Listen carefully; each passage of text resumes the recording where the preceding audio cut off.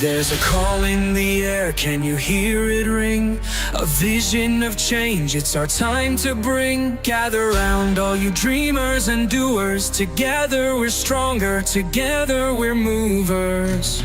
Lifting each voice, a chorus so bold. In the name of love, let our stories unfold. Every heart matters, every hand we lend.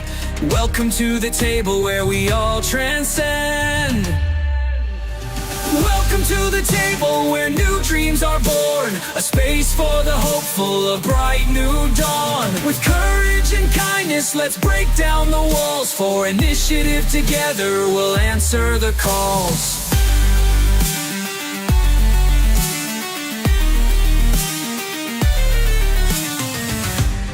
No more division, it's time to unite. Each story, each struggle, it's our shared light. From every corner, let's lift and embrace, creating a future with compassion and grace. So let's build the bridges, let's cross every line. In the heart of the struggle, the stars will align. The promise of progress with every hand we lend. Welcome to the table where we all transcend. To the table where new dreams are born. A space for the hopeful, a bright new dawn. With courage and kindness, let's break down the walls. For initiative, together we'll answer the calls. Welcome to the table where new dreams are born. A space for the hopeful, a bright new dawn. With courage and kindness, let's break down the walls.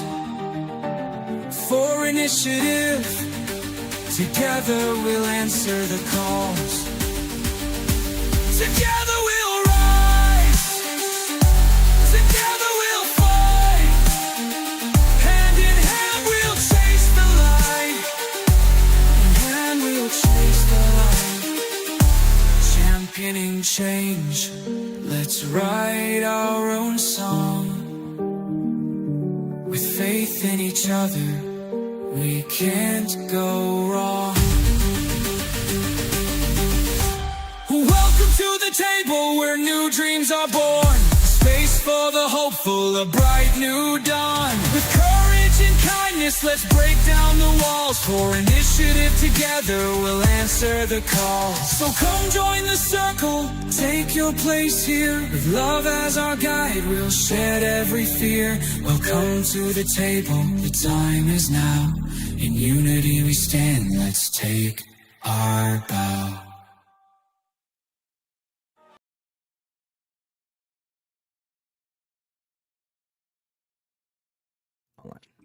Welcome back, everybody. How we doing today? Hopefully it's gonna be a good day.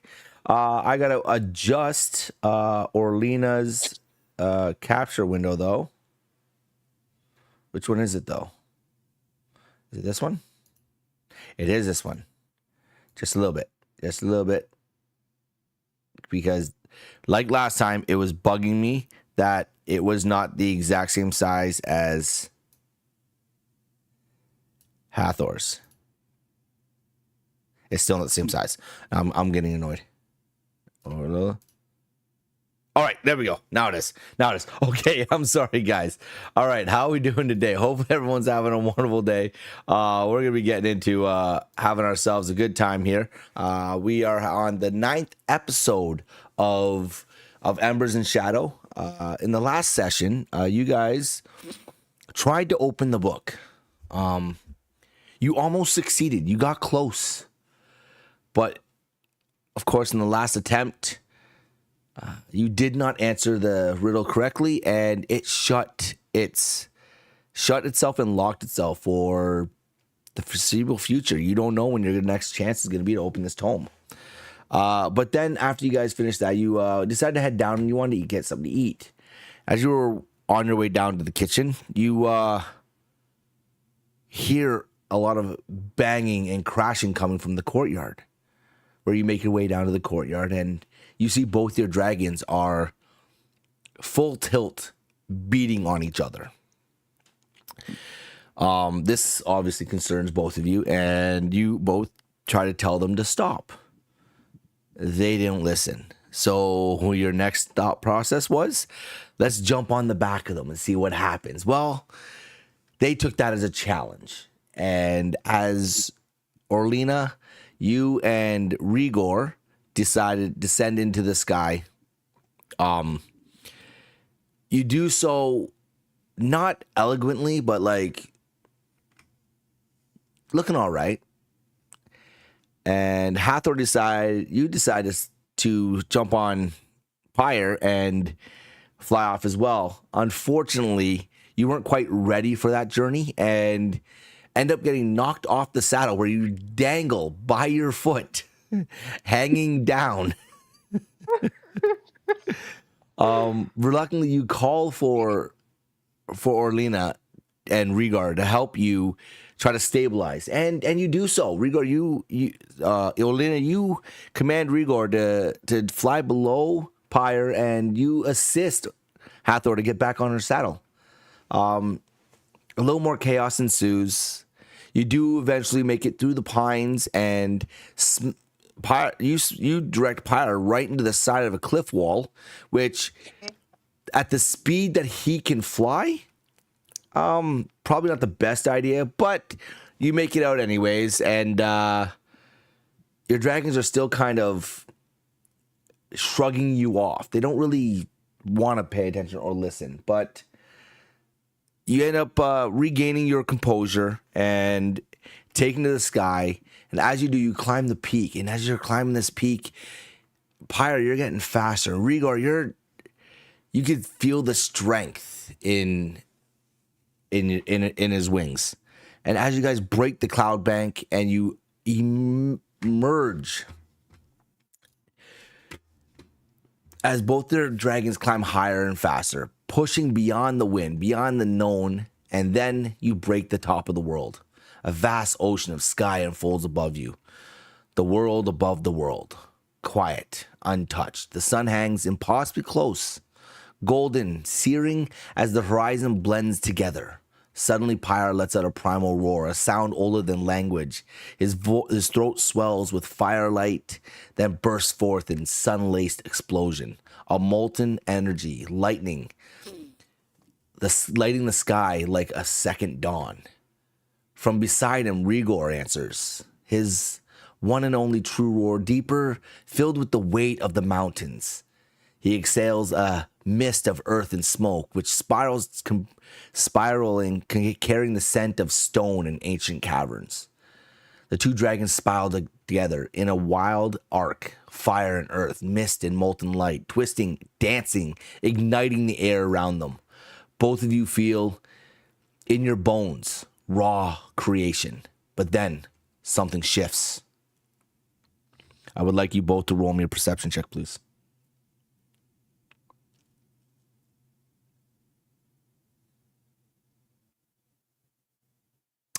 All right.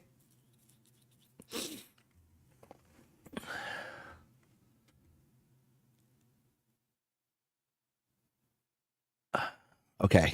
Who rolled higher? Okay, you did.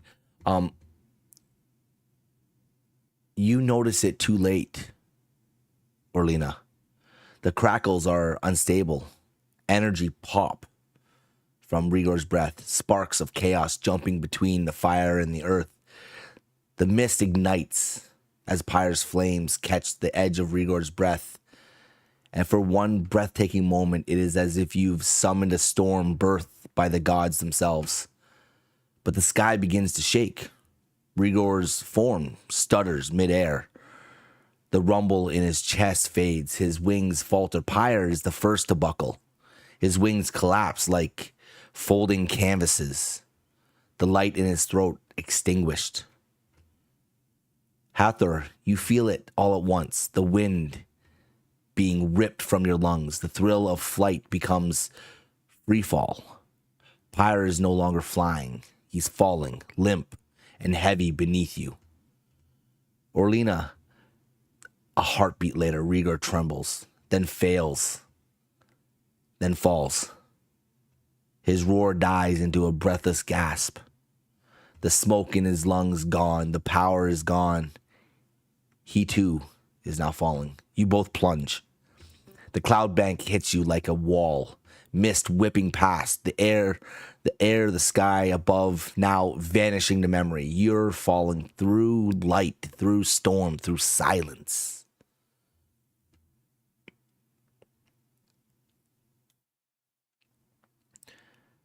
As the air roars around you, you realize the truth.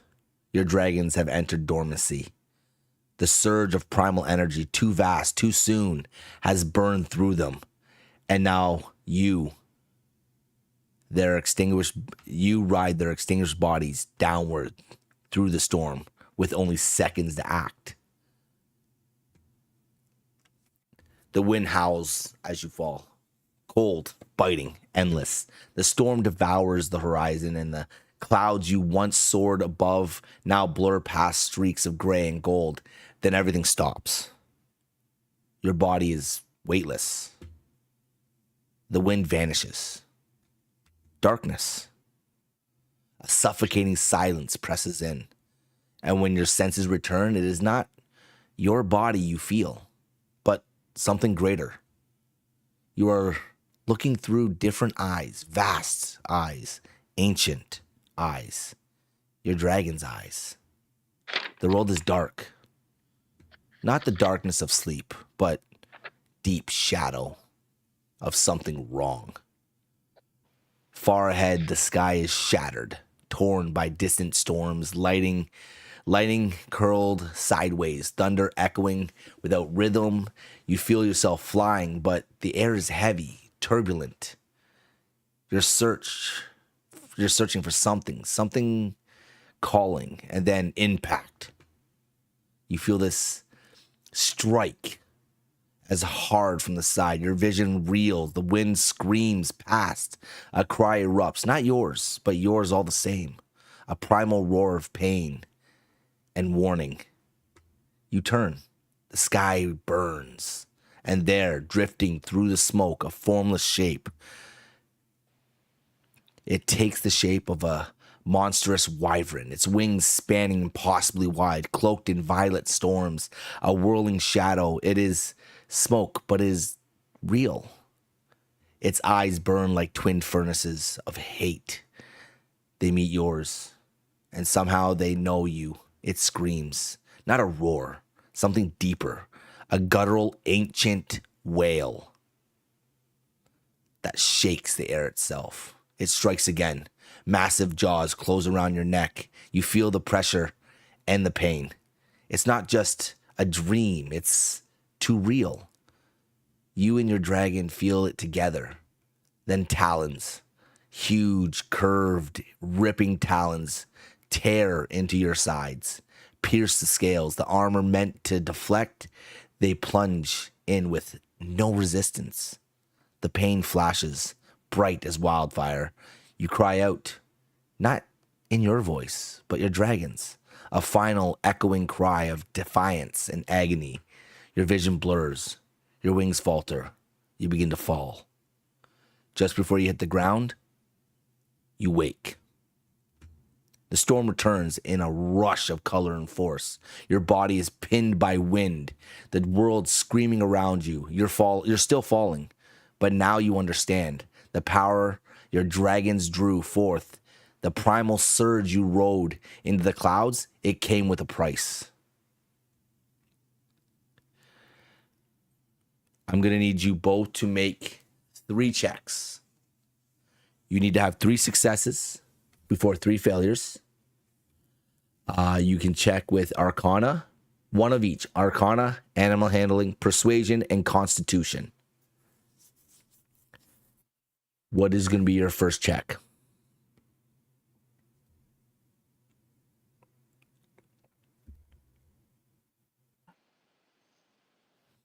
Oh shit! Oh shit! What is it? Yo, Ruben, you're muted. 23 all day. 23 all day. What was that for, though? Animal handling. Animal handling? Yeah. All right. So 23 all day. You draw a connection to your dragon with instinct and trust. You can feel the energy pumping through Rigor as if you're lending him your force and you're drawing from him to wake him. But unfortunately, you're still falling. Hathor. I'm gonna roll an Arcana. Okay.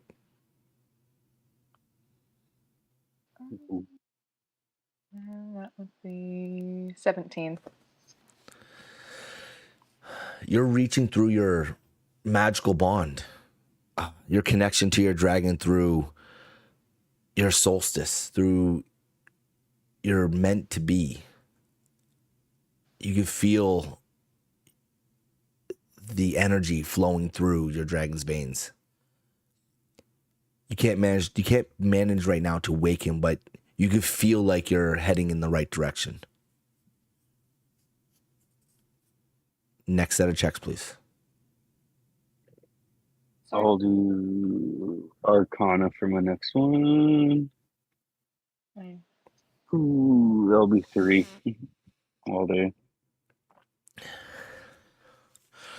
As you try to draw in your dragon's essence, as you try to connect through the calling, you fail to feel the pulse. You fail to feel your dragon.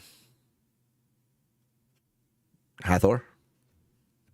Other 3, it was animal handling, and then So it's Arcana, Animal Handling, Persuasion, and Constitution. If you do a Persuasion, you have to tell me exactly how you're doing it, because it's you speaking to your dragon. okay, we'll go persuasion. All right. And total, that would be 12. All right. Okay, so Pyre, please wake up. Pyre, what's happening? Pyre, please, we're gonna die. You're falling. Please wake up.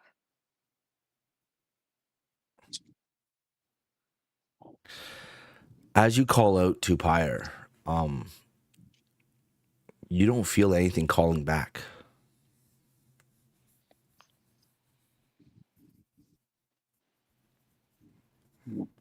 Do the same Persuasion. Be 12 all day. All right. How you call, how? Come on, Rigor, wake up, buddy. I know flight has taken a toll, but you gotta get up, buddy. We don't want to be falling to our death right now.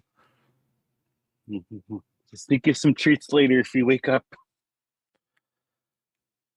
As you're pleading for Rigor to wake, you start to see the clouds dissipating. You start to see them spreading and getting thinner. You're starting to see more of the mountainside. You're starting to see the teeth crawling from the edge of the peak of the mountain, just whipping past you. Rigor doesn't respond, though. You fail to connect with him. Hathor? I'm gonna go Constitution. All right. That would be 14.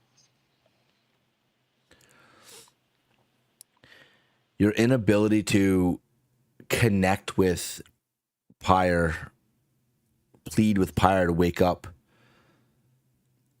was ineffective, but your ability to pour your heart and soul into him, to shake him,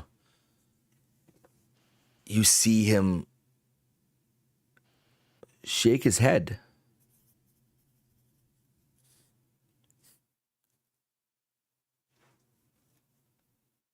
Give him a little smack. Get up. Come on.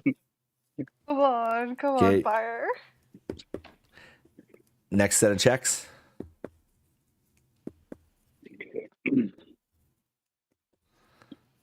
We'll try Constitution. Nice green. It'll be too old. Uh, Come on, Rigor, wake up.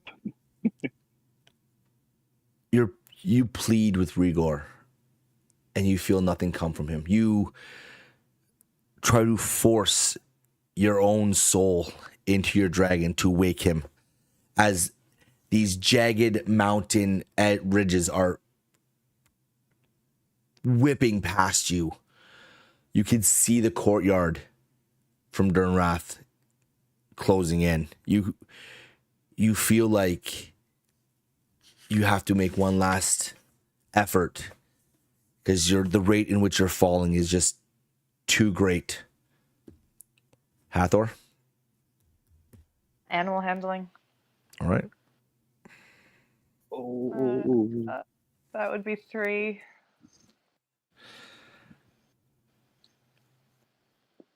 You try to draw on your instinct to command Pyre, but unfortunately, as you are pulling on the horns, as you grip the pommel,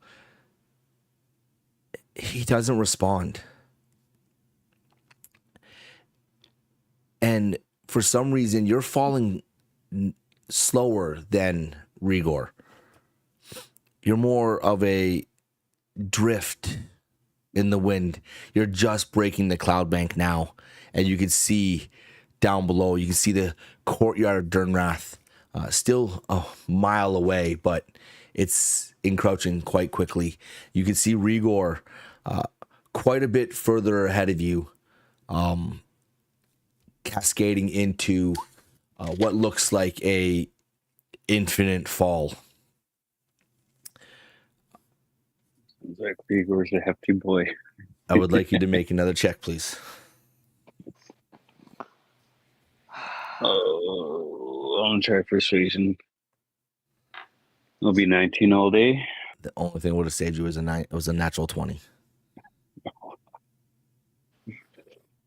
What are you going to say to him? On. What are you going to say to him?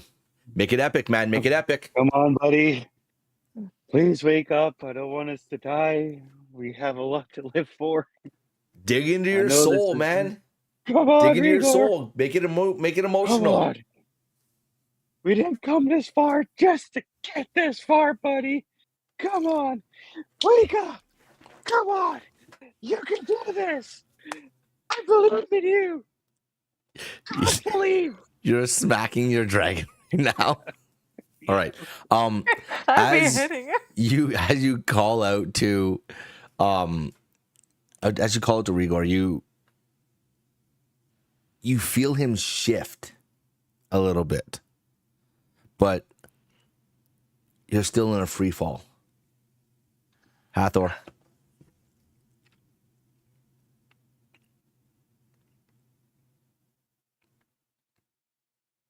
Ooh. 17. For what? Constitution. All right.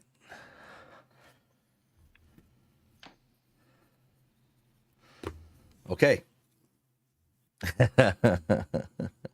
Oh, come on, fire. In the chaos in which you are falling, you see Rigor ahead of you.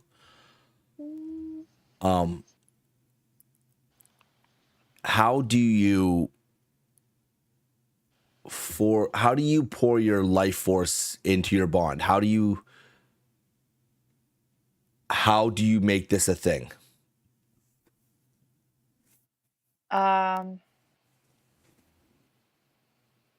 Probably I'm thinking wrap my arms around Pyre as like tight as I can and send him like encouragement and memories of life and everything that we are fighting for and or that we will be fighting for, we're training for, and that we have a purpose and a calling, and not to let us stop now. I think try and just send all that encouragement to him. As you're falling, the courtyard is encroaching incredibly quick. as you lean into Pyre's back, pleading with him to wake. You feel it. A heartbeat. And you feel it again. And again.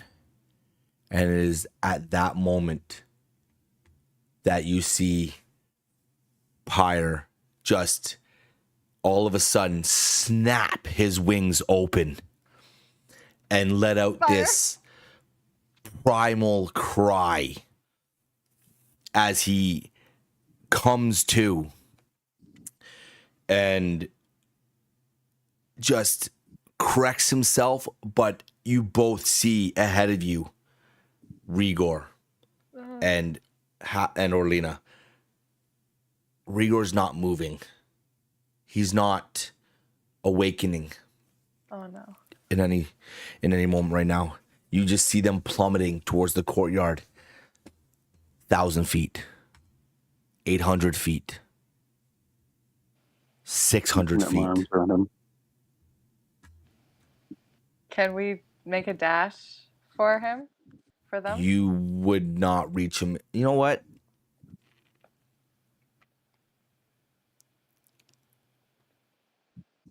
I'll give you the chance to do so. Okay. Roll me a on your, this is going to be on your dragon's chart. Do you have that? I'll have to pull that up 1 second. Okay, so your dragon's chart, I have it right here. I want a dexterity check. You get a +3 to it. Do it. So 15.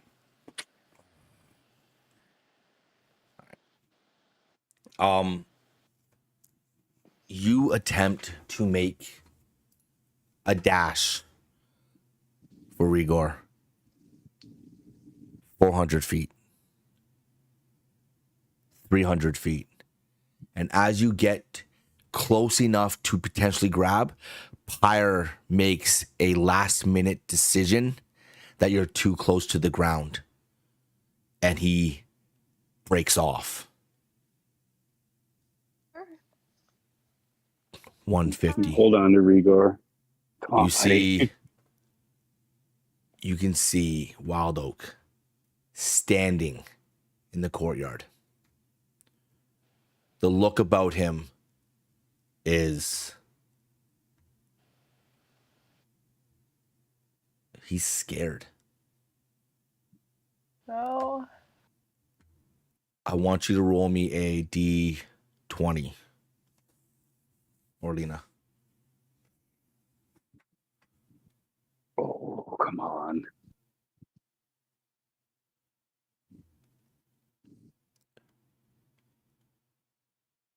As the walls of Durnrath rise incredibly fast, Rigor spins, trying to correct, one wing folding awkwardly under the strain.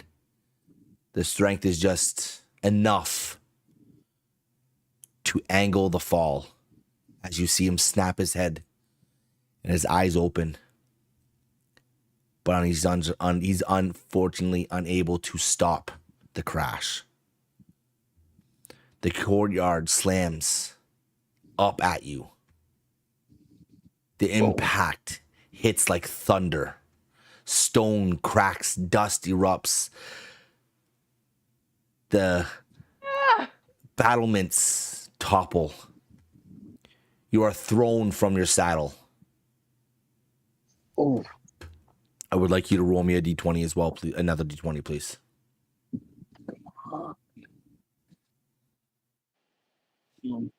4. 4, it's 11. 11, yeah. That's better than the Okay. first roll. As you get tossed from the saddle, you end up landing in conveniently a bush of some sort.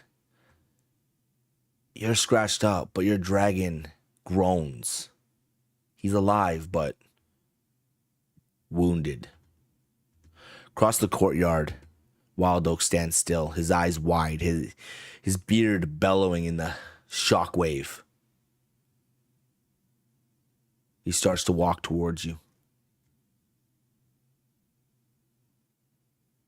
Pyre, you descend in a wide spiral towards the keep, the ancient stone of Durnrath rising like a memory carved from the mountain itself.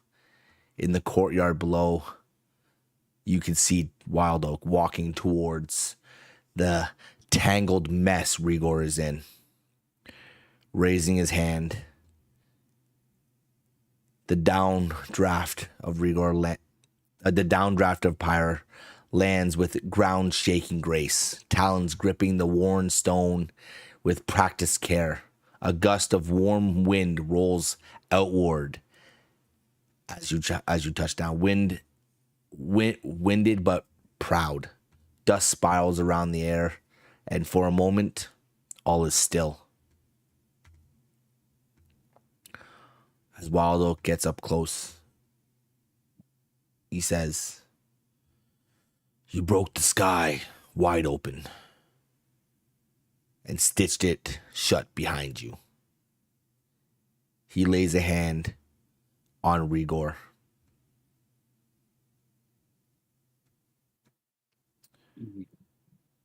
"You survived, barely, but heed this.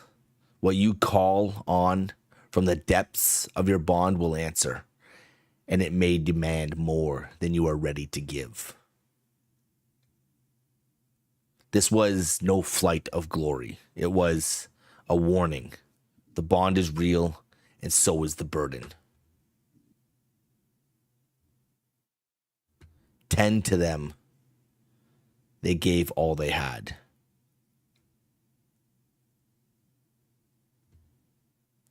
As the dust begins to settle around the courtyard, Wild Oak looks between both dragons, looks up at both of you. "They are not ready.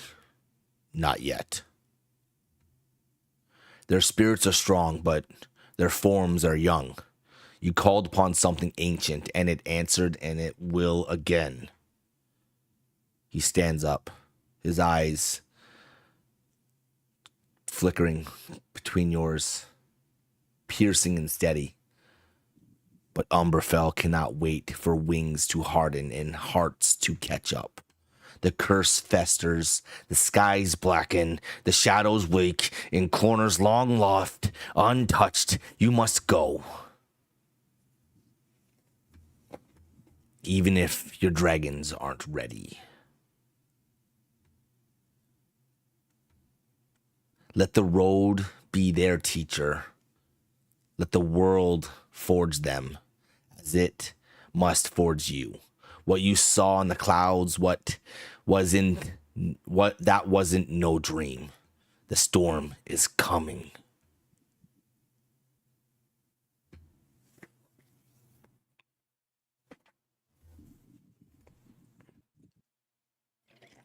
Okay. That was pretty intense. Orlina. Rigor has bruised ribs. All constitution-based checks will be at disadvantage for the foreseeable future.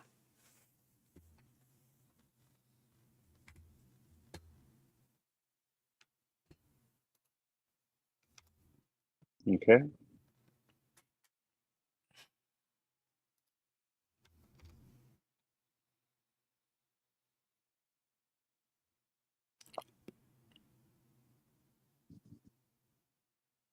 Orlina, you look down. As you look down, you see Rigor laying there, labored breath. He lifts his head slightly. He looks back at you. And all you hear in your mind is, "Are you okay?" I'm okay. I'm okay. Are you okay? Holy crap, but that was quite a bit of an impact fall. I'll be fine. How far am I from him right now? You're like, you would have landed a solid probably 40 feet away. I don't know. Okay. I should have waited. I just assumed you would have walked up to him, so I shouldn't have done that. Yeah, That's my bad. That's my bad. yeah. That's my fault for Chief for not But saying that. Like, I did I want to also walk kind up of, to him, and I also didn't give you guys a chance to actually say anything. So that's on me. That's on me. Um, but yeah. So yes, yeah, you would like, be. You'd probably be right by him now. Let's just call it yeah. there and just go from there. Okay, yeah. Rub my hand on him. Go. Are you like hurt at all? Like any serious injuries right now, buddy? Holy crap! Scared me. Well,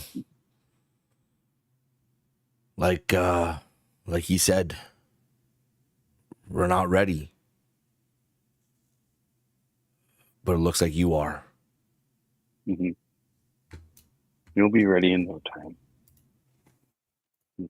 Rest up. If need be, we can go for a stroll later. Build up our bond more. The sun has started to set. It is getting late. Wild Oak looks at both of you.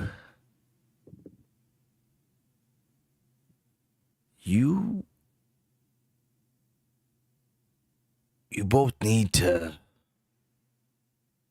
go. You can't stay here. Not now.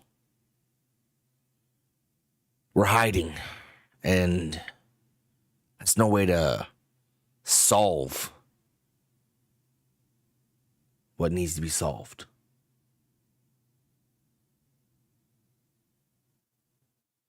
Your dragons will have to stay for now. But you need to investigate. You need to figure out what is going on out there. And Umberfell's not ready to see or meet them. Not yet.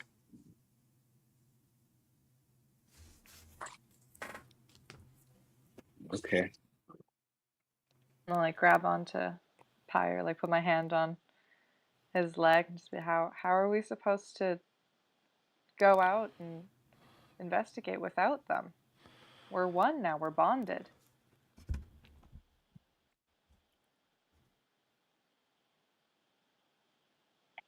You don't need your dragon to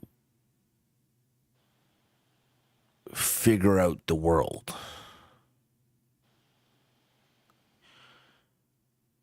They're going to be there for you, and they will come if you call. But only if you call. The bond is there. They will feel you anywhere in Umberfell. But as they are so young right now, if you were to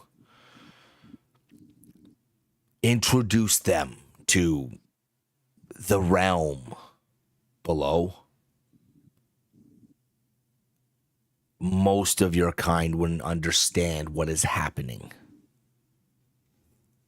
And the odds of them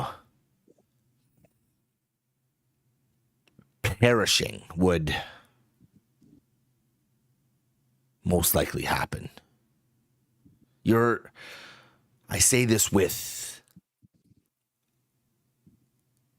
utmost respect, I guess. Your kind can't handle the level of magic that is about to be forced upon them. The dragons have been awoken because you're not going to be able to handle what's coming. So for now, you need to take the road alone, and you'll come back to them, and they will be here. And if you ever find yourself in grave danger, you can call, and they will be there. But for now, they would be too easy to overcome.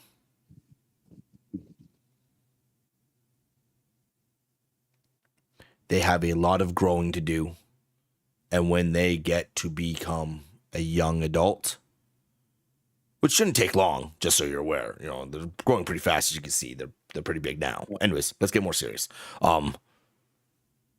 They will be able to manage themselves a lot better in the scenarios that they are in right now, or that you will be in. So that's my advice to you. The other riders, they didn't go everywhere with their dragons. They went in and explored and did the things they needed to do on their own. You have the ability to channel the energy through your dragon. They don't need to be beside you to do so. Like you said, Hathor, you're bonded. But as this flight just shown,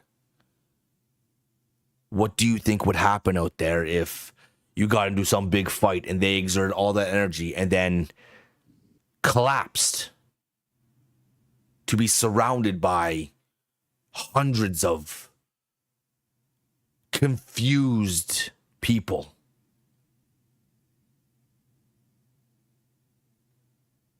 Dragons don't exist in your world. They don't know what this is. And in most scenarios, what do people do with things they don't know? They attack it. So, for now, you will need to do it on your own. You will need to explore on your own. And then hopefully, when the time comes, you can introduce your dragons to the world.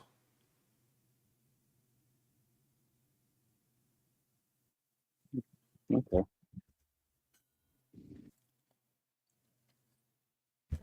Well, like you said, you want us to investigate what's going on, so probably the best place to start would be the Blackthorn area with I'm trying to think of his name right now. What was his name again? Darian?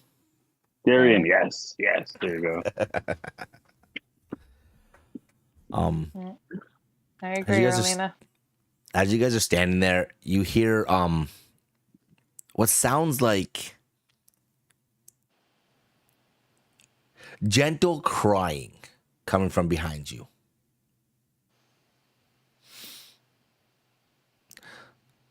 Turn around and see who it is. That was so beautiful. As Skarn, you haven't seen him in a while, but as Skarn walks up with what looks like bandages to meet Wild Oak, as he starts wrapping Rigor the best he can. Being 2.5 feet tall, kind of hard. But he's giving it a good shot. His armor's kind of getting in the way as well, but he's got like this soft cry. Real different from the stiff, proper, overly serious kind of guy you met the first time.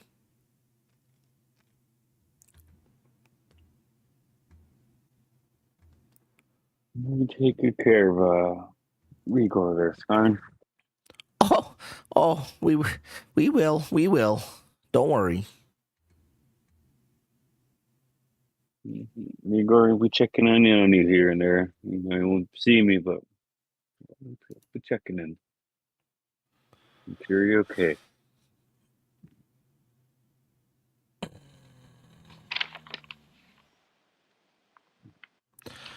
So you want to leave in the morning, or do you want to leave right now? What do you want to do, Hathor? White Oak's Ah, face is quite stern. well, I think if we have time to say some goodbyes, can get more ground covered if we leave now. Yeah. I know there's that portal, but I don't want to risk taking that portal right now. I don't know what the full price is on it. Yeah, and I've never seen Blackthorn Keep. Yeah, me neither. Yeah. Where? Yeah, no. Well, cheerio, everyone. Rigor, you get along with fire, okay? Yeah. You guys are brothers, or brother and sister, however you guys want to, however it works. Get along. Pyre. Oh, that was a close one. Almost lost you. Didn't really think we'd be saying goodbye so soon, but it's what's needed. It's not goodbye. No, It's till next time. till next time. Yeah. That's true. Not goodbye. It's till next time. Yep.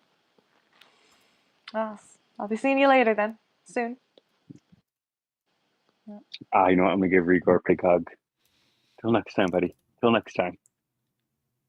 You feel him like wince. Oh, I know. Need a hug. Do you feel better? Feel better. I guess. I don't know, I just kind of like plummeted into the ground. So I guess feel better is the least of it. Well, the way we work, you know, hugs help people out, so that's why I'm giving you a hug. I'm gonna miss you. I'm gonna miss you. I look forward to our next flight when we get a chance. Till next time, buddy. Look after Rigor. He's not going to be on his best for a while, so look after him. As you guys are saying your goodbyes, the dragons are responding and just giving you. Rigor gives you sorrowful eyes. Doesn't really say anything, just kind of looks up and understands the situation. Pyre nods. In front of you, though, you see Wild Oak, who's now approximately 15, 20 feet away, shifting. He's doing that. The hand gestures that you saw before on top of the spire when you did your first test, your last test, your last rite.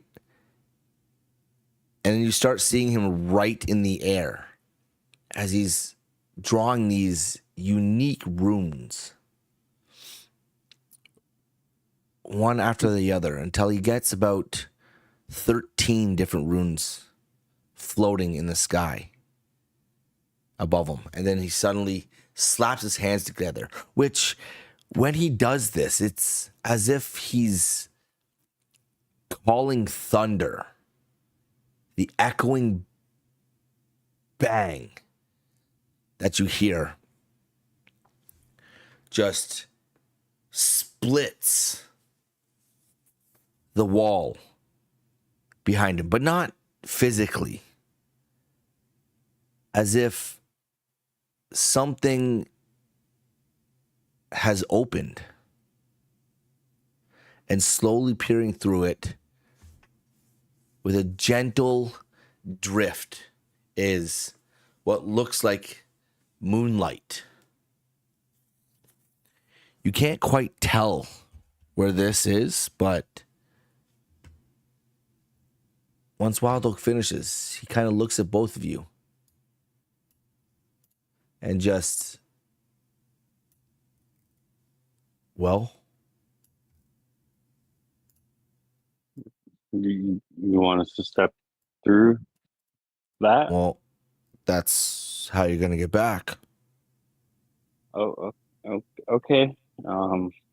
Wait, hold on. You remember the saying to come back to the portal, right? You remember it? Just gotta double check. Gotta make sure. No, I can't remember right now. You don't have it anywhere. Anything like that. I don't think I wrote it down somewhere in this. All right. Here you go. I'll say it again. Okay, listen. And pay attention because it's very important. Or else you'd have to climb through the mountains to get back here, and it's a whole thing. Okay, listen. From Stone and Star, I crossed the veil through Shadow Path and Silver Trail. O Durnrath's flame, call me home, where solstice light forever shone. Right? Okay. Remember, very important. Non-solstice borns can't come through that gate. Yes. Very important. Yep. Don't be afraid of it taking its price. It's going to take its price. You'd have to pass through the gate hundreds of times for something really, I think, to happen. Maybe. I don't know. Okay. Just, yeah. Don't use it too much, but you need to start doing some of this stuff because if you don't, there's going to be problems and, well, we don't have so much time because I've seen it too, and that's not good. So, and the mural's all dark now, and it's the whole thing. So, anyways, come on. It won't stay open long. Okay. I'm ready to go. I'll talk it. I said bye. Oh. Luca too. Okay, Muka too. I don't know if Muka probably doesn't want to speak to you guys right now. That's But- fair. I understand. That's all right. You did break his library, so and he'll get over I it. know he'll love us at the end of the day. He loves Yeah. us. All Not right, sure about that, Alina, but all right. let's go. Let's go. All right. Okay. Grab hands. Hold each other's hands. Hold hands. Hold hands. You got your travel buddy with you? You get your travel buddy with you. Oh my goodness. All right, Alina. Okay, let's go. Here we go. Jump in. Ah, it hurts. Fucking Christ. You're falling. No, you're not. No, you're not. As you Just lie on step the ground, through, falling down. as you step through, you notice that the cave looks familiar. It very much looks like the one that you guys rested in as you were starting to head up into the Arendor Mountains. You can see as you fully step through the portal and into this cave, you can still see the makeshift campfire you had.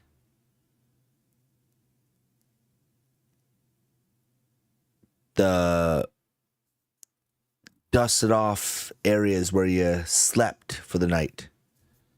And out into the night sky where the moon is shining impossibly bright. You can see the edge of that cliff face that to the left led up into the Andor Mountains, where you found that clearing of all the camp, and to the right led to the walkway down the side of the cliff face, where you tragically lost your guide, Scald. Scald.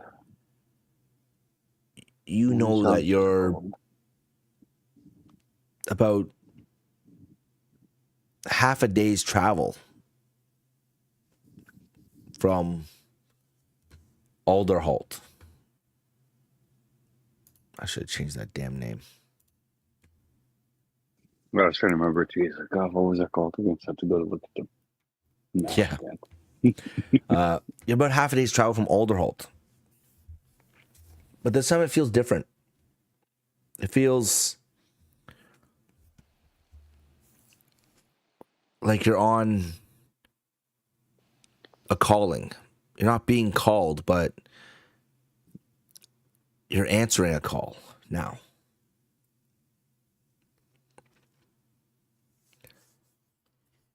What are you doing? What time of night are we at? It is, the moon is high in the sky. It's like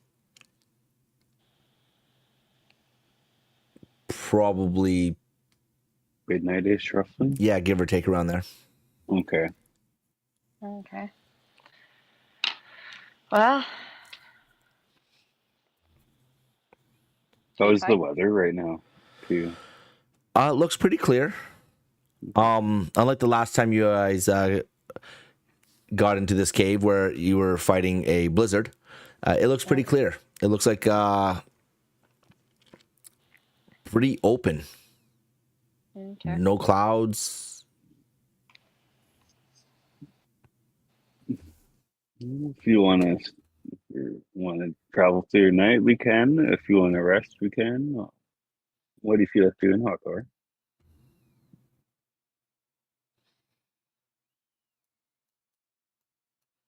Alderholt. So, say we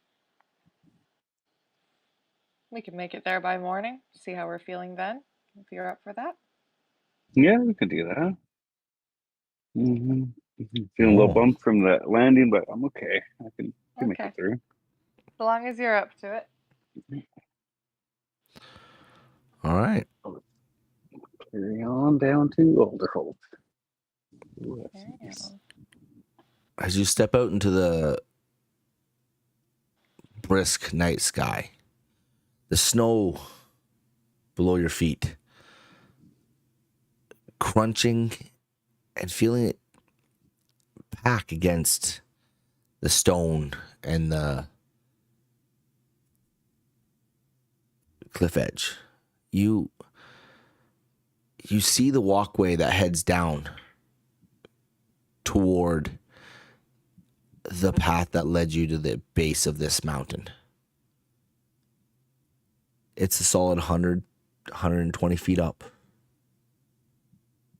It's a thin walkway, but you feel more confident knowing that you've done it once before and how to make your way up or down, shall we say, how to ascend down this walkway.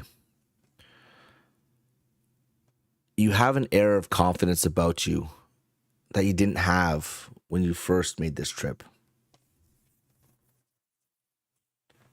What are you doing?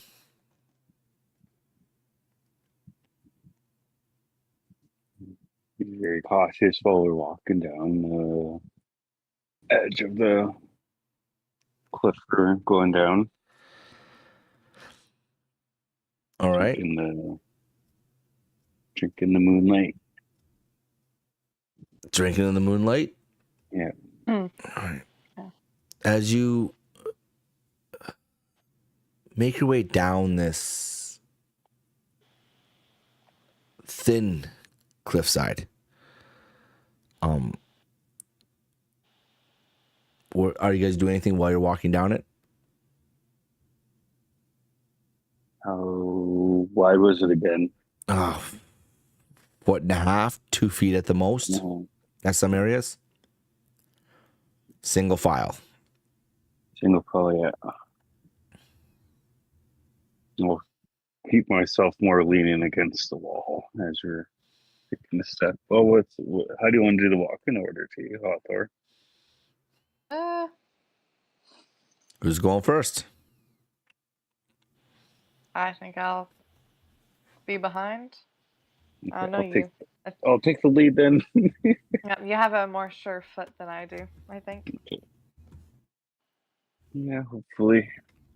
Fingers crossed. Yep. Concentrating very hard. Concentrating very hard as we go down these stairs. All right. I would like you both to give me I guess it'd be acrobatics, dexterity checks. Would it be? Yeah, acrobatics. I think it'd be acrobatics, yeah. I should go acrobatics. Ooh. 21. Ooh, 18. You remember this trip before? You remember making your way up this cliff edge? You remember the slip, the fall?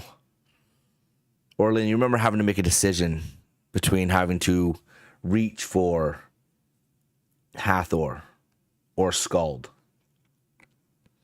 Remember that fateful decision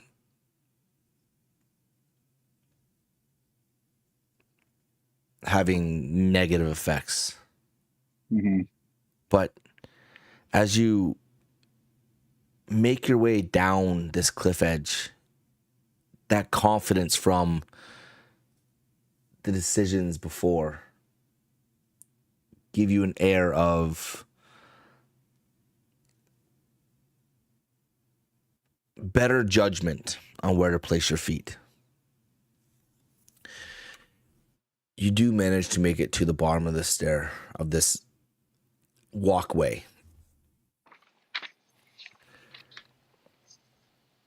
As you look back and you cast a gaze to the area in which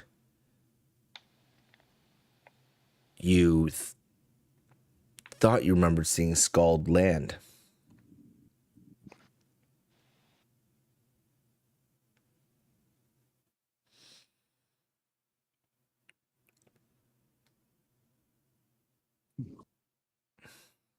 I'll go with that. We started this journey.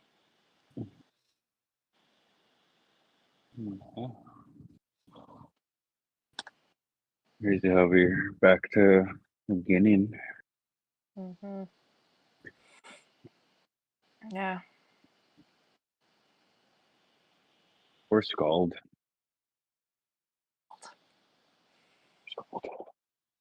Mm. You hear that voice again,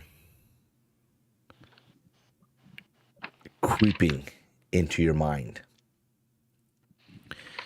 That same voice that you didn't quite know where it was coming from before, but now you can't forget it. So long. I'm very excited to see where this takes you.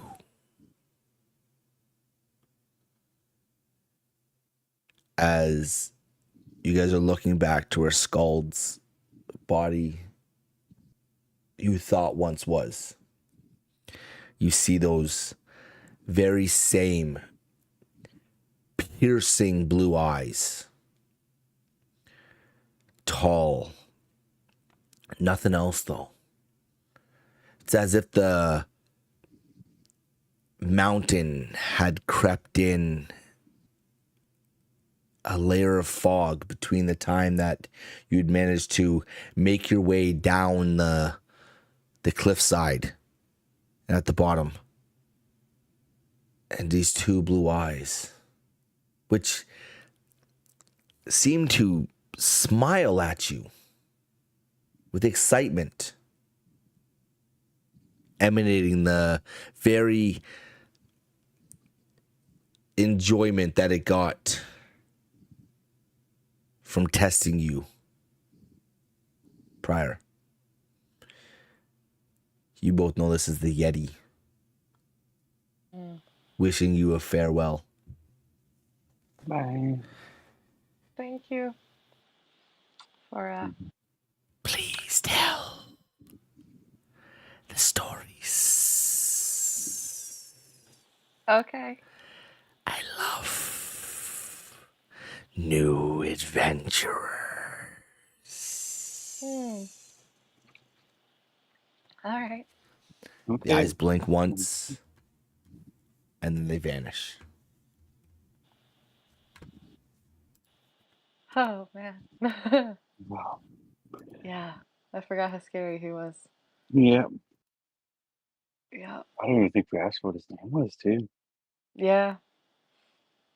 Remember Wild Pretty- Oak called him. Oh, And Wild Oak called him Steve, but he said we shouldn't call him that.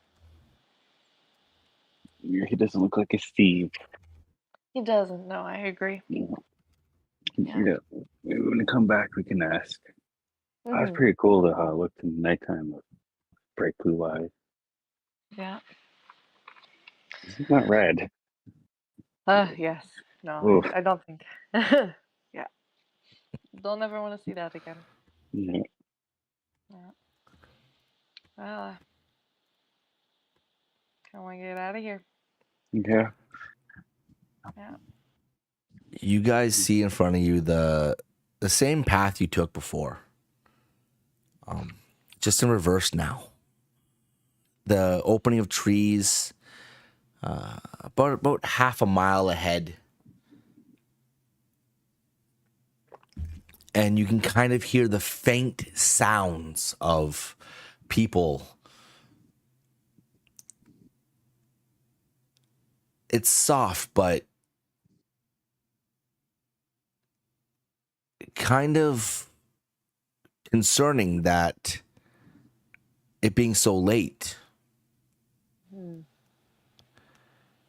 You can hear the clanging of an anvil, of a hammer hitting an iron. You can hear the crackling of the large pyre that was in the center of the town. As you make your way down this path and you get closer, you can hear talking over the wind, echoing softly through the woods. They're having what seems to be a good time.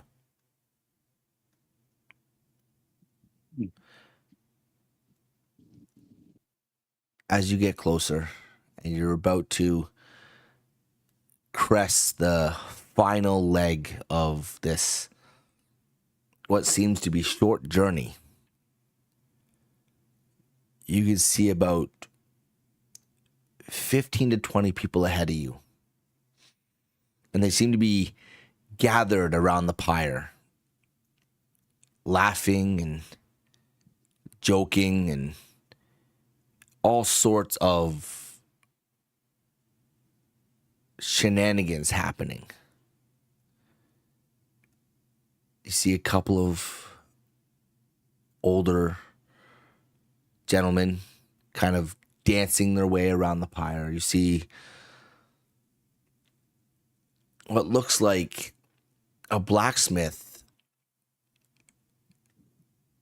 forging a makeshift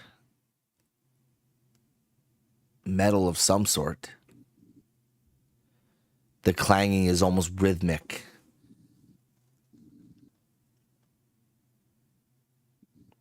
I'd like you both to give me a perception check.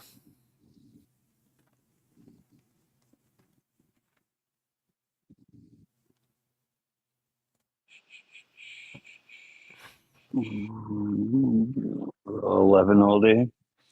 9 all day. All right. The one thing you don't seem to notice, though, is any music. It seems to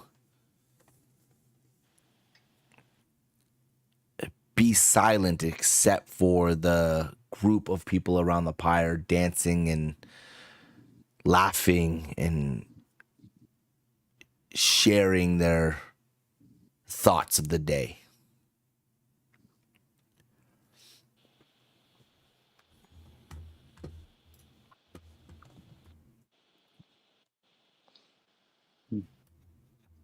What's going on?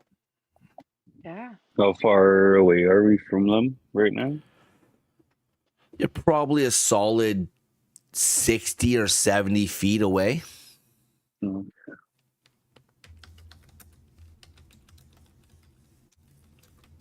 Interesting. That doesn't. Wonder what's happening. Mm-hmm. Yeah. Especially how late it is right now, too. Like, Oh, it's middle of the night. I thought they'd be sleeping. yeah.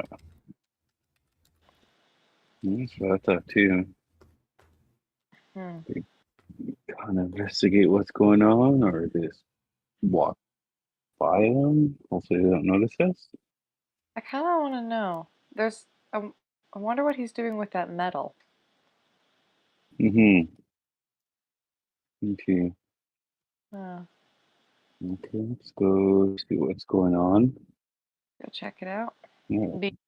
Be careful. These people. I remember them being weird. Yeah, I was thinking that too. Like, you gotta be careful. Mm-hmm. When there's something telling me if an old man's around and causing problems, I will knock him out. All right. Oh my goodness. That's That's the other one, bro. That's the other campaign. Leave it alone. Okay. Don't go swinging for the fences here. Or you can. It's up to you, really. Or Lena, what has happened in your past? Just got an urge for violence right now. Yeah, an urge for violence. Something's taking over. You just watched your dragon plummet into the ground and like crack the courtyard, and you're like, I want to hit something. I mean, that's fair. I guess, I'm right? pissed. I don't know. I guess. pissed. Okay. It's also really late, sleep deprived. Yeah. As you get closer, you notice you're able to pick out a few of the people around the pyre. You notice one of them is the older gentleman, the scholar, Elias, who first told you about the creature on Arendor Mountain. He's up and about. He's got a mug of ale, and he's dancing and hollering and hootering around this pyre. You can see the blacksmith on the outside of his forge, hammering away on a piece of what you thought was metal from far. Now looks more glass than anything. But when it's struck through when it's hot and struck through the hammer on the anvil, it sounds like he's beating iron. Mm-hmm. As you get closer, one sight rattles you to the bones. you see Skeld. He's dancing with Elias. He's the other guy around the pyre. He's enjoying what looks like a mug of ale.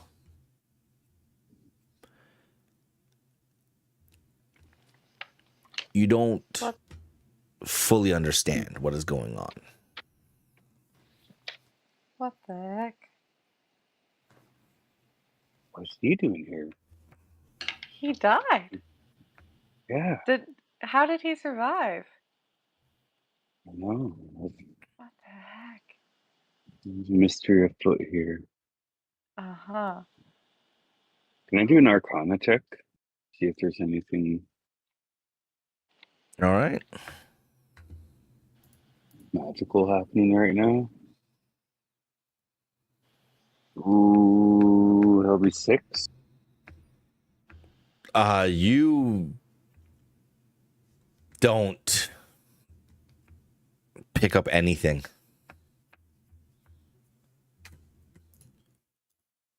You're looking over there. You see Skull dancing. All right. As you guys are taking this site in and you are looking to understand what is happening before you, that's when it happens.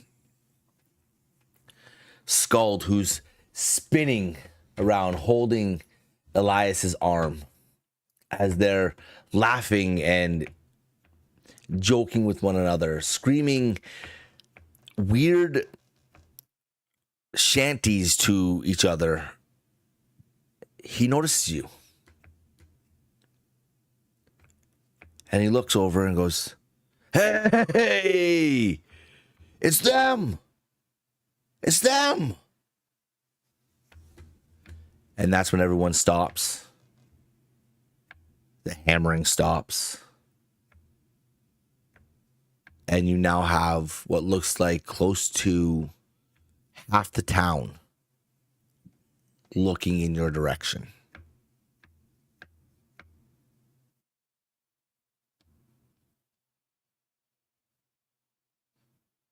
Are they looking friendly, or They are they look being like kind of hesitant? give me a Like, perception. Give me a perception.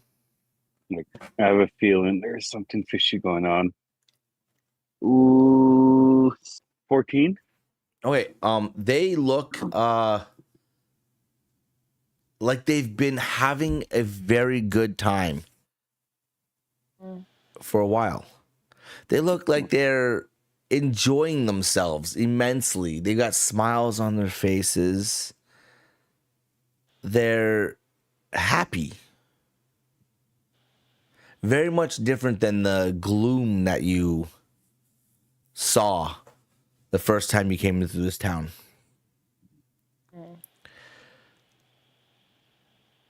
You can't quite tell what they're saying, but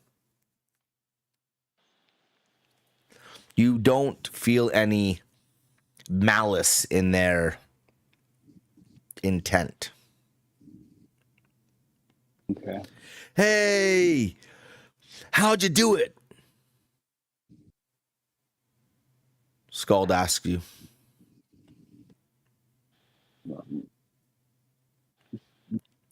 How'd you do it? Called. What? Sorry, Get rid of the Yeti.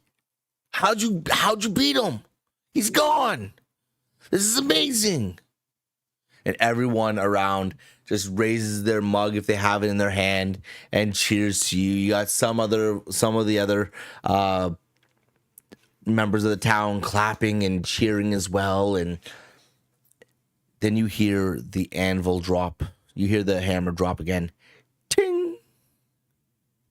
Ting. Well, how'd you do it? Orlina, you want to tell them how we did it?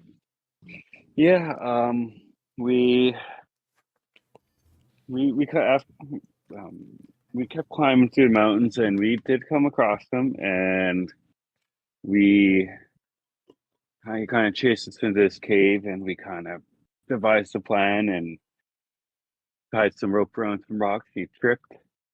Then I came in with my dagger, and I kind of started stabbing him, and Arthur came in with sword and started swinging at him, and um, that's all she wrote. Give me a persuasion or deception check. Your choice. Your choice. I'll do persuasion. I'll be 10. Oh no. you know not what? 10. You know what? Actually, 12. I'll give. 12. Oh, sorry. You know what? I'll give you advantage on this because they are inebriated, so it'll be easier to sell a truth. Okay. Oh, you're so. Oh, yeah. 21. 21. Oh, wow. 21. Okay. Wait, hold on. What is it? Deception? Persuasion. I'm doing persuasion. Persuasion? Okay. Yeah. All right. Skald looks at you. He's linked arms with Elias, and Elias is kind of looking at you as well. You see this like questioning furrowed brow over both their eyes as they're looking at you like this, and they're taking in what you've just told them, and they erupt in a massive cheer. Hey! Oh, there they go, the ones that got the Yeti. Hi-yo. We're excited. There's no more fright. We can go into the mountains. We go. They just start singing that and chanting it as they go around the empire, singing to themselves. Super excited that now they can go into the mountains again and not feel like they're going to die. Look over at Erlina like, oh no. That's not good. Yeah. That's not good.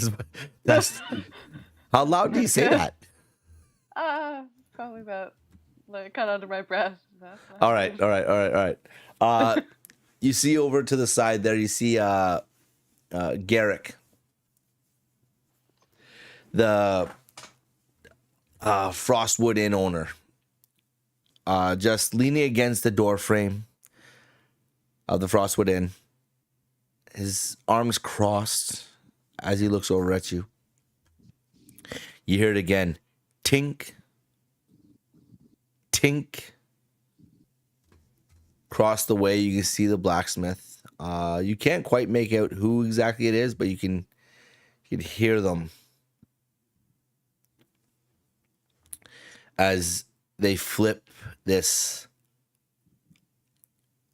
material now. Can't quite name it.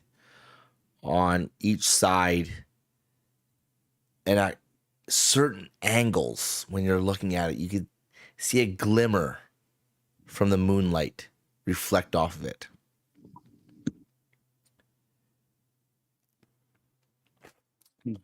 You, what are you doing?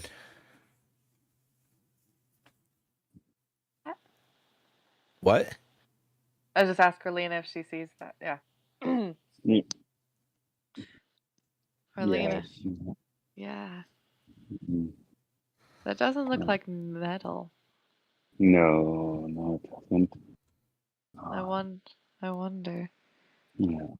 Oh, I wonder if you should let them know. Still don't go in the mountains. No, it's still a dangerous place. We know with weather and that. Like, so advise I them mean, to stay in town. you're the one that lied to them, so I'm just gonna.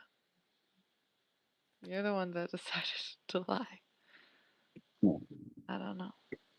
Why did they put something on the spot? Sorry, Why is he it was. still alive? Yeah, that's true. I shouldn't have put you on the spot like that. I thought you're just better at words, but sorry about that. Okay. But now they think that they're okay, and they're not.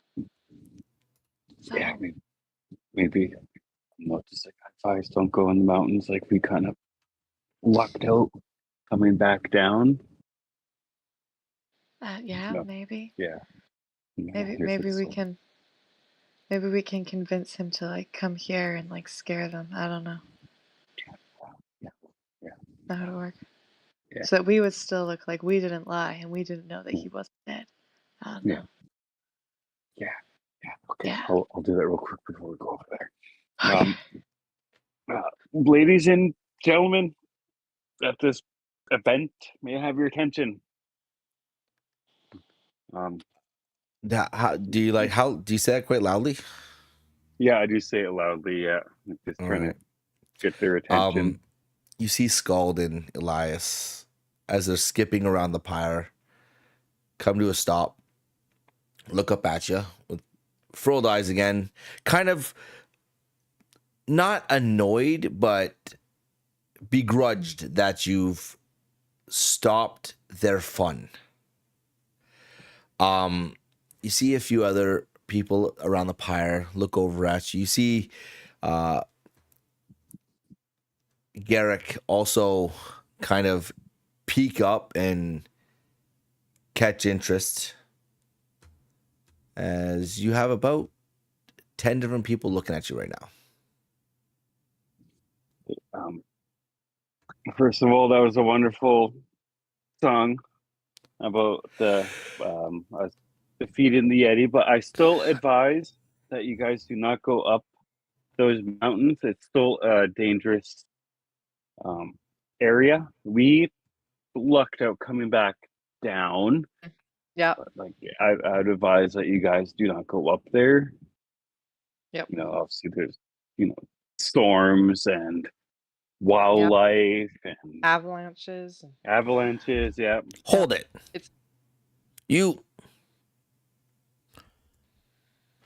When I led you up there, you didn't have any like sleeping gear. You've been gone for 2.5 weeks, would you say? Yeah. Scald narrows his eyes as he looks at you. Well, how did you survive? I was helping my friend and myself with, finding caves when we had the chance to get some rest. There was a couple of valleys that we stayed in. Yeah. Yeah. Valleys? Valleys, yeah. There's valleys up there? Yep. They're filled with snow, though. Yep. Though we were truckling through, trying to get through, and that. Why don't you want us to go up there? Because Elias pulls from Scald, crosses his arms, and he kind of squints his eyes as he looks at you as well. They're both very much intrigued. You guys, we didn't kill the Yeti. We just knocked him out. Actually, I don't think he's actually dead. Orlena says that he is, so I just let her say that. But I don't want you guys to risk it. It was a pretty crazy time up there. And he's very, very angry and vicious. You remember when we came with that one person? I can't remember their name right now. But as you see, it's just us two. He got that other person in. Yeah. Like a group, like crushed him. Yep. And I was trying to save their lives. You see their eyes widen. I would like you. No, you kind of told them the truth, so. You know what? Nah, I would like you both to roll a deception check, please. Deception.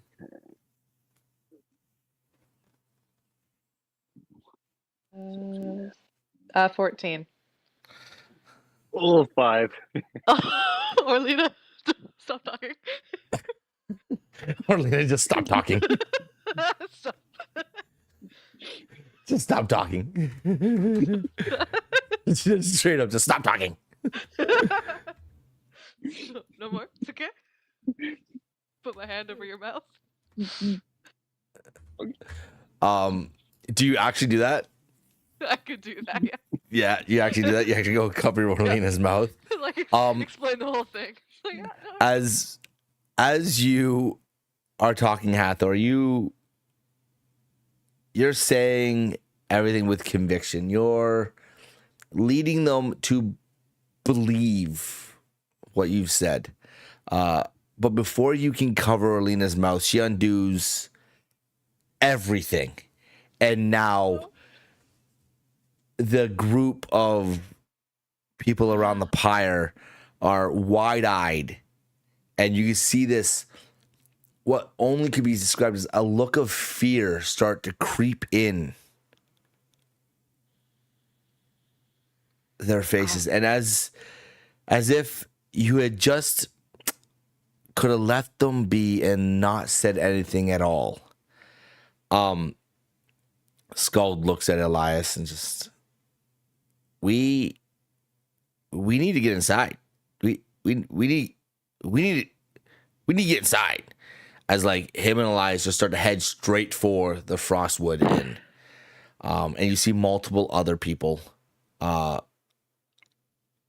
also shifting to head back to different parts of the house. They're starting to disperse from where this gathering has been going on. And what you could tell by looking at it has been a couple of days at least. You hear one more ting before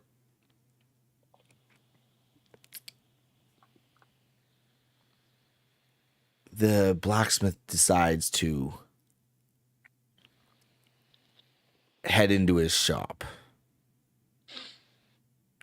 Garrick turns to his side as Skald and Elias rush past him into the inn and shakes his head as he looks back at you, steps inside and closes the door. You have been left out in Alderholt, just standing there as you see multiple people disperse back and just leave the area and head back to their homes.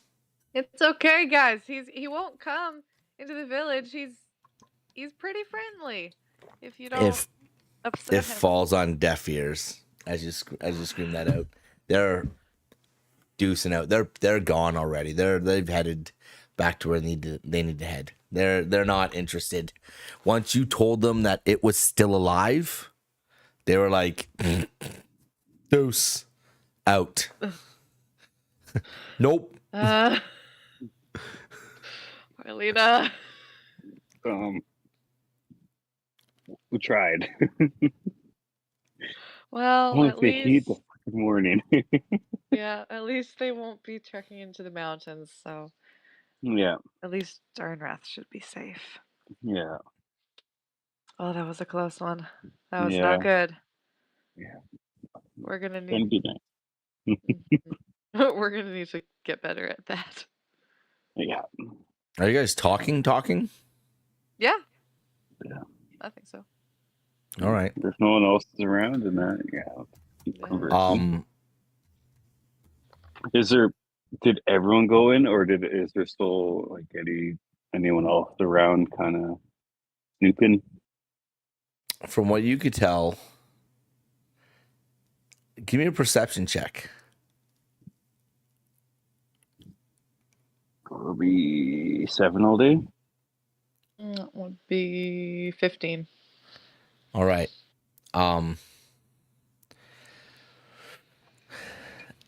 As Orlena, you're looking around, you're trying to see if there's anyone else. They've all dispersed and gone into their homes. And you are picking up nothing. But as you two are talking, and Hathor, as you say Durnrath, you hear from behind you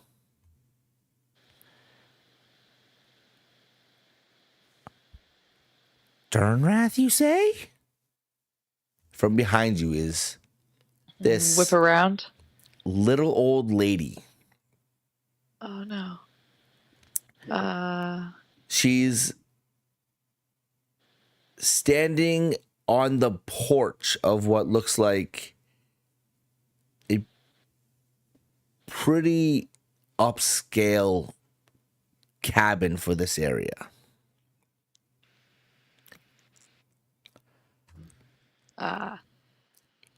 Did I hear you say Dernrath? No. I said, If you're saying foot raft, there's a foot rash right now from yeah, the snow. yeah. No, we both have it pretty bad. Yeah. I'd like Crazy you guys walk to give me down. a persuasion, I mean, or deception, either one you pick. 17. 9. Stop talking, Orlina. Okay, so since Orlina was the one that said what it was, That's a foot rash, true. That's true. um, Oh no. the old lady cocks her head to the left, smirks. I'm sure, dearies. I'm sure. Squints her eyes and turns around and walks back into this large house. I was close. I'm so glad she bought that. Good save. Yeah. Oh my gosh. Okay. We can't talk about anything at all. Yeah. Okay. If we're gonna talk about, you know what? Yeah. Area. We'll say the name. You know what? Before, you know, Mhm. we'll figure out a code word for it. Yeah. Oh man. All right. Well, do you wanna? How are you feeling? Do you want to rest or? Yeah, we should probably get some rest. And All right. Well, we'll see if Garrick will allow us. Do you have any money? no, I don't. I was gonna say if need be, we can just find if he has a number of that old lady. I wonder if she could help us out with just spending the night, get a few hours rest, and get out of here. This town's giving me the heebie-jeebies right now. Yeah.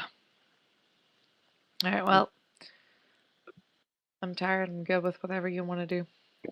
Let's go check with Garrick first, see if he can let us just spend the night. All right. Sounds good.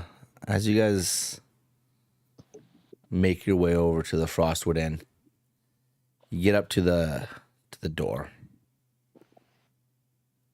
You try the handle. It's locked. Ah, come on, man.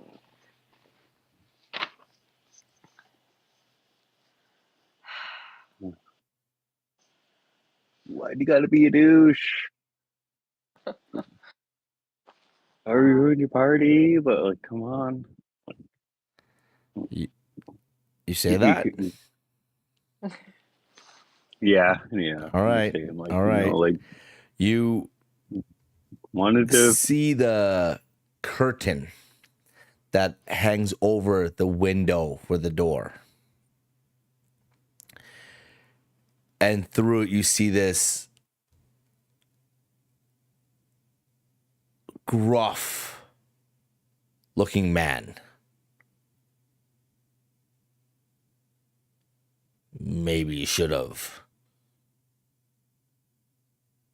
dealt with the problem first. And all you hear is click. And the curtain shuts again. The door is completely locked now. Well, obviously, the Yeti wasn't our problem. We were just traveling. If they wanted that the Yeti dealt with, they could have handled themselves. fair, they did try and died. Yeah. So You hear it again. Tink. The blacksmith still? Tink. yeah, I think so. Do you want to? Let's go. Let's go see what's going on there. Yeah. As you make your way through, it feels like the wind is picking up. Feels like there's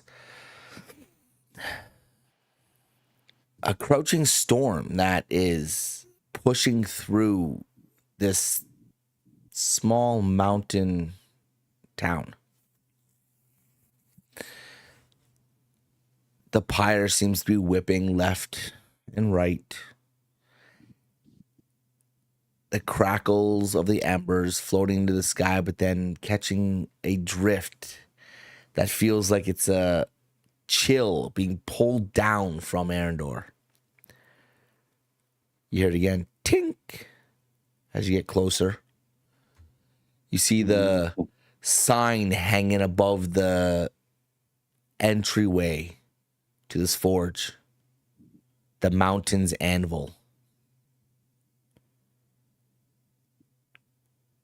It's swinging back and forth, as this unchallenged gust of wind that has been picking up ever so hastily is trying to freeze you to the core. As your hair's whipping around, you hear tink again. Someone's working on something inside there. When you get close enough, you can see there's a walkway below the sign that goes about halfway in to the forge, to another open area that is layered with a tanning rack, another workbench. There's another iron. You can see a door on the left. It's slightly ajar, and you can see a glow coming from it of a fire just crackling on the inside. As you get closer, you're able to step into this archway where it feels like the wind breaks and you have some sort of protection now from it. You hear it again. Tink. Tink. As you get closer to the door, you can assume that the blacksmith is on the other side in a enclosed workshop, if you will. You don't fully know what is behind that door, but you have an increased emphasis to find out.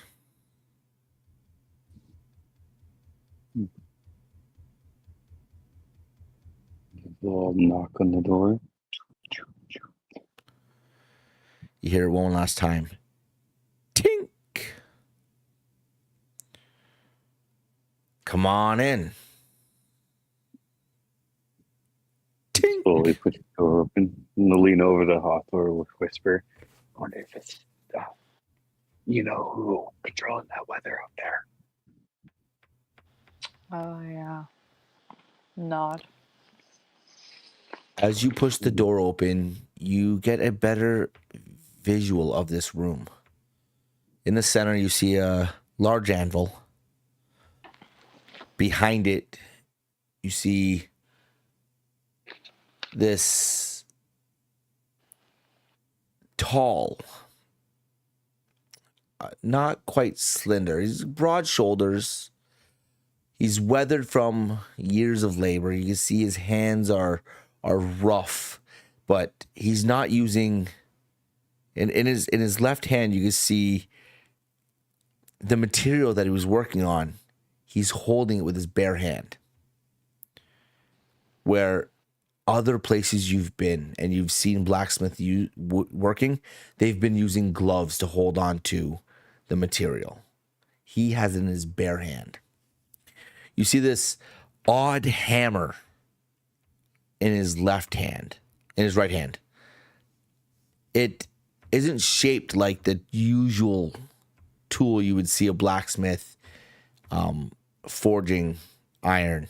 But then what he's working on doesn't quite look like iron. Behind him, you can see a large hearth, cascading different shadows across the room from the flickering flame. Beside him, you see a large trough that's filled with water. You can only assume is what he uses to cool his material as he's working on it. There's a workbench on the left-hand side against the wall with a window just above it. As you can see on the right, there is a single cot, no larger than, like you would say, his frame.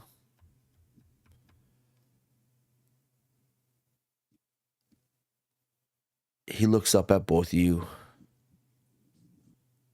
Welcome to the mountain's anvil. What can I do for you? Well, first, sorry for being a party pooper. Kind of curious of like what's you working on? Or what's your name? All right, first, you want to know what I'm working on, or do you want to know my name? There's two different questions. What would you like first? I can start with your name. Well, I'm Edric Vane. Edric.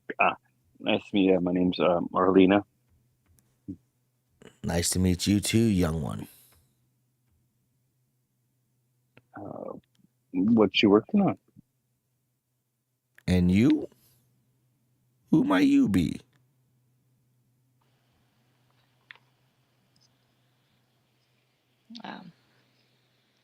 I'm Hathor.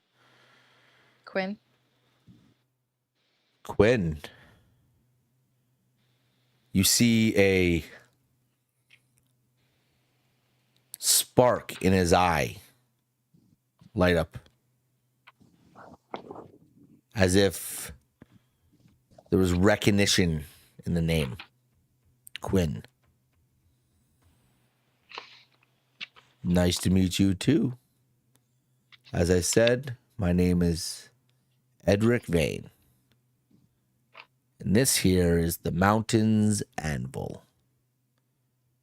And you, Orlena, you so respectfully asked what I'm working on? Well, this is ember glass. Have you ever seen ember glass? No. I've never seen it. As he flips it to the side again, and all you hear is tink as he hits it one more time. He turns over to the cooling trough, and you see him stick the glass in, and all you hear is tss, which is odd because it didn't look hot to begin with. As he pulls it out, it's gone from its blackened obsidian crystallized self to almost translucent, filled with like a smoke hue. As he lifts it up, he looks at it, turns around, and he places it back into the hearth. So, what brings you to the mountain's anvil? What brings you to Alderholt? Oh, well, mm, we took a little, like, well, you've probably heard them, but yeah, we took a little journey up the mountain, but we are making our way back to, we were going to Blackthorn Keep. Here you go. Remember the name for a second? We're just, Blackthorn Keep. Eh? yeah, That's a few days travel from here. mm-hmm. Yeah. Yep. Are you sure you want to go there? As he turns his gaze from you, Orlina, and he looks at you, Hathor, as if there was intent behind his question directed mainly at you. Okay, the little. Muted. Oh, No. No. new. Check, check, There check. it is. There we go. Yeah. There it is. Not moving. Thought you said you were getting new headphones. Yeah, I completely forgot. Should have I said even something went after work today. You would have been able to go and get them. I know. I even went shopping, and I'm like, I had a list with me, and it did not have headphones on it. Next time. All right. So we're going to Blackthorn Keep. We know the perils, but we'll go anyways. Well, I bid you a good journey. Hopefully it's a safe one. But I am too very curious on how you were able to survive in that environment up on the mountain for 2.5 weeks. He leans in as he looks at both you, both hands rested on the anvil. And don't tell me caves. Let's just say that Resputa found us, and we're here now. So I'm a good hunter. He lets out this laugh. As if he somewhat knows the answer already. But is enjoying your response. All right. Well, Do you know any other places on the mountain that you've heard of or seen if you ever went up there?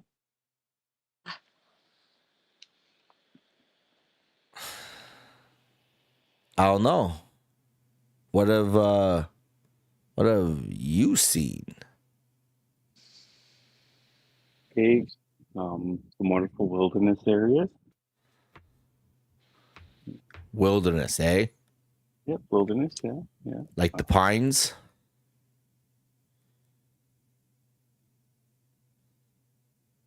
How do you know the pines?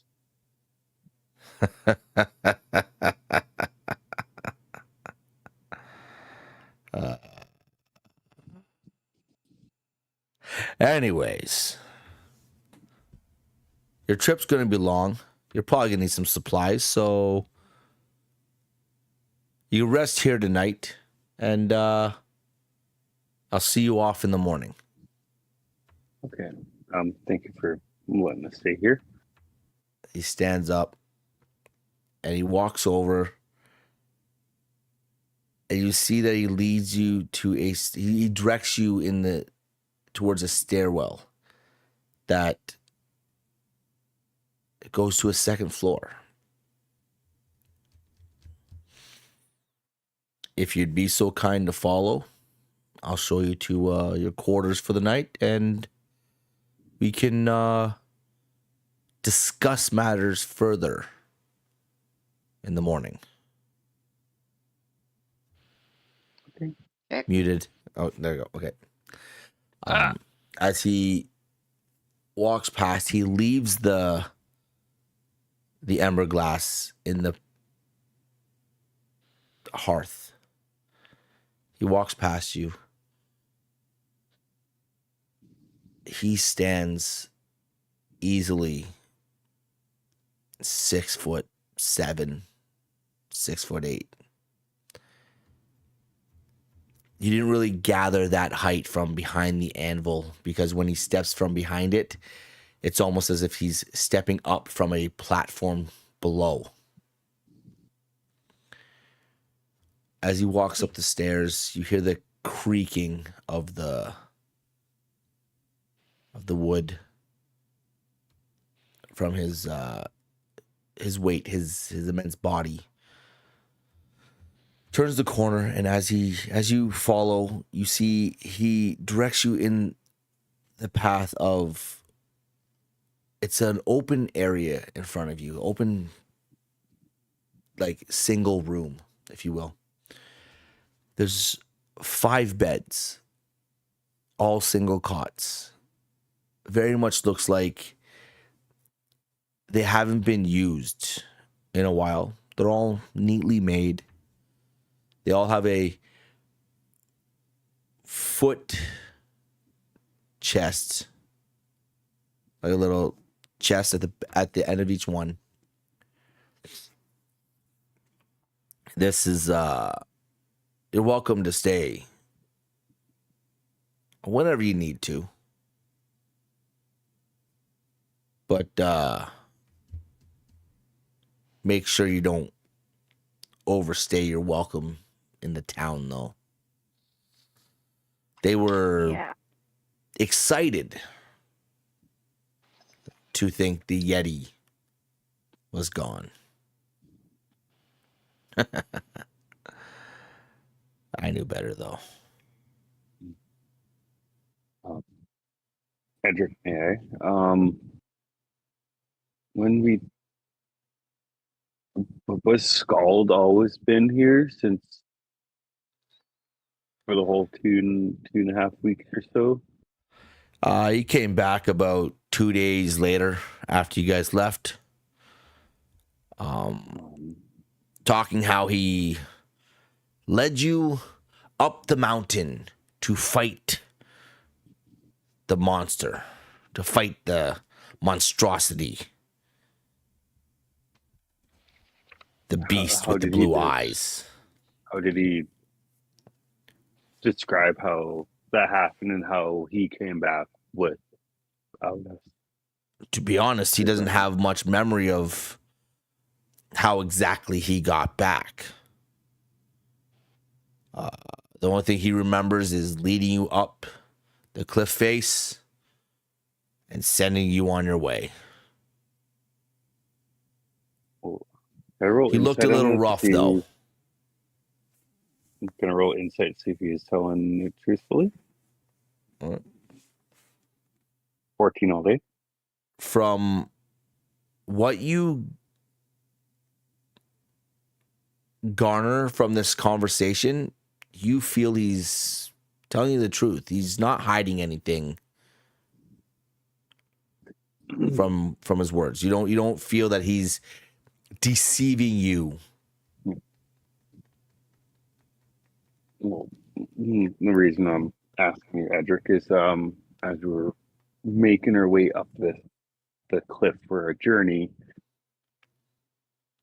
there was a bit of a situation that happened where Scald slipped and our other companions slipped, and I was trying to jump to go save Scald, and he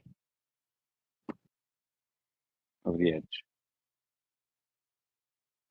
That's why when we, It was a steep drop. We were sure he was dead. Yeah, and interesting. I don't know if you noticed it. I don't know if you noticed when we got closer to your guys' festival or whatever was going on.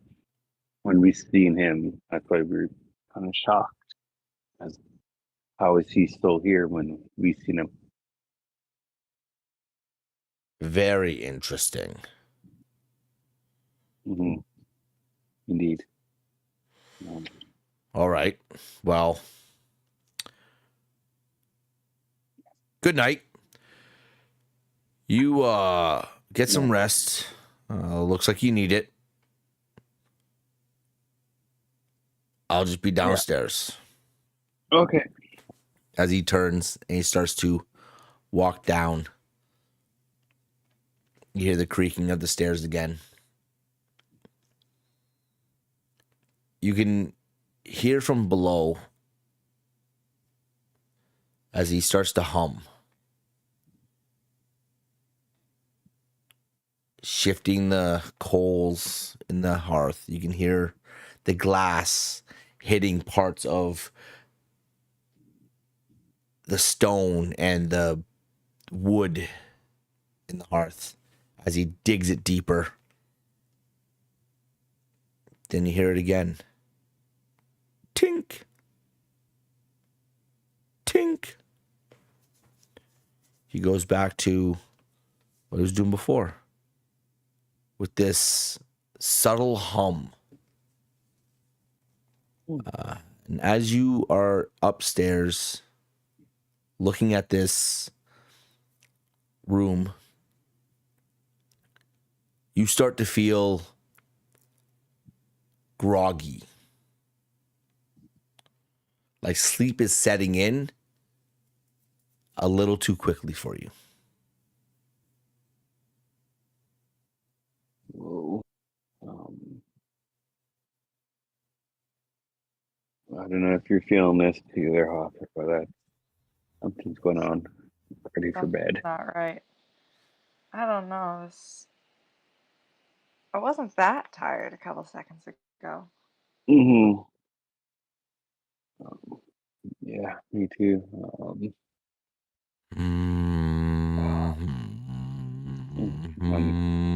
Grab my dagger and just like hold it close. Yeah, something to hold on to, weapon-wise. Hold it close. Perception check. Go ahead.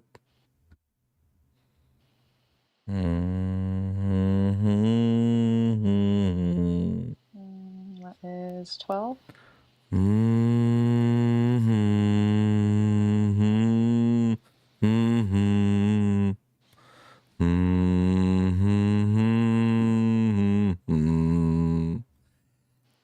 As you try to focus in on what is overtaking you, as you try to gather your thoughts and perceive what is slowly happening, your eyes start to weigh. Whoa. The heaviness coming from them is intense.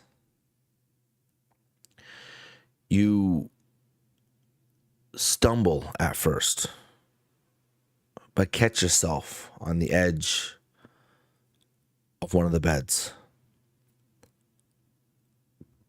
You sit. Orlina, you feel an immense weight pushing you down. Hathor, you can fight the urge to close your eyes, but barely.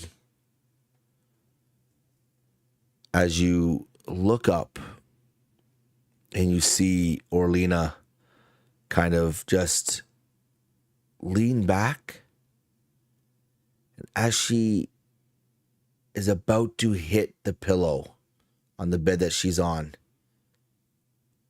is out.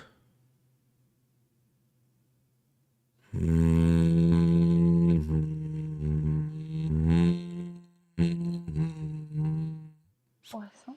Go to sleep. It's the last thing you hear before your eyes shut and you fall backwards. And that's where we'll end it tonight.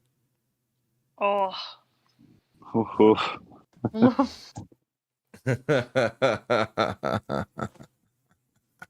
Oh man. uh, you were able to, your perception was able to give you enough to Figure kind of out understand what was happening. Uh-huh. But since Orlina, you didn't roll anything, so you just, it happened to you. There was nothing that was gonna happen. You were gonna go to sleep. You're gonna pass out. It's that simple. You You're might be going to night sleep. nights. You're going night nights. At least I love that you had your dagger there. You're like, something's up, and then you just passed out. Something's up. Hits the ground. Hits the bed. At least you landed in the bed. You know. At least you're in bed. At least I don't know. So yeah, Holy crap. that's where we're in it tonight. Hmm. Crashing dragons and being put to sleep and seeing people from the dead come back alive or that never died before. You don't know. You don't know. Being party poopers. Being party Yeah. poopers. You could have just said nothing. You could have just said nothing. But you didn't. You had to say something. We got pretty good at backtracking. Yeah. Foot rash. Just You got fucking- foot rash. You got foot rash. I got a foot rash. Fucking Hathor just jumps out of nowhere to fucking put a fucking muzzle on Orlina. Stop talking. Stop it right now. What's wrong with you? All right, You gotta guys. throw an elbow. Shut up. Just throw an elbow. You're like Completely fucking- incapacitated. just fucking elbow someone. Just comes out of nowhere. All right, guys. Hey, everyone in the YouTube world. I appreciate you guys so much for hanging out, for being here. We do. We really enjoy doing this. And over there on the Twitch as well, we really enjoy having you here. Thanks for hanging out. If you haven't already hit that subscribe button, we really appreciate that you did that. Or that follow button in Twitch. We'd really appreciate that you did it over there as well. We will be back next Tuesday with episode 10. All right. Let's go ahead and see if we can find out what happened to these two as they fell asleep. Let's hope that they survive the night, because as everyone has heard before, and if you haven't heard, then I'm about to tell you, I will always try to TPK my players every time. That's a joke. Not really. That was a fun one. I'm really excited that you guys, I hope you guys had fun. Like always, I hope you guys had fun. I do try to put a lot of oomph into these sessions because I really enjoy DMing. If anyone is watching right now, I am open to looking for a third or fourth potential player in this campaign. If anyone is interested and wants to test their hand, that would be absolutely amazing. If you do, go ahead and join the Discord and just message me in there, and we can have a chat and we could talk about what the future plans would look like if that was something that was interested in anyone wanting to do that. But as you can see, we're having a lot of fun just with the three of us anyways. Yeah, and such. Thank you so much for hanging out. Thanks for being here. Thanks for being the absolute best you can be. And you're doing the only thing that you can do to support the channel, which is donating your free time. That's all we can ask for, ever. Anyone who goes, give me money, fuck them. Your free time is what we like. Just hanging out, watching us, have fun, and that's the main thing. Anyways, guys, I've rambled on a little too long. Thank you all so much for coming out, and see you next time. Deuces.